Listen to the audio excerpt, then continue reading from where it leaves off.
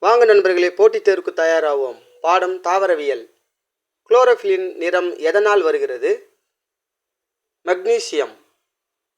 Within பாதுகாப்பு உறை எது? டெஸ்டா.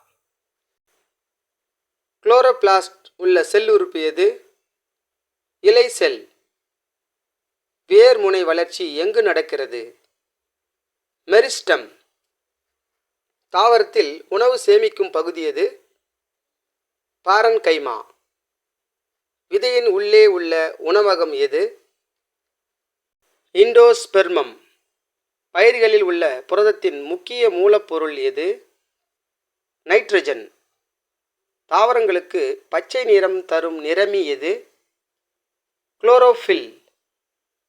மலரிலிருந்து விதை உருவாகும் பகுதி எது? கருப்பை, ஓவுலே. மலரின் பெண் இனப்பகுதி எது? Gynoecium. For more videos, subscribe.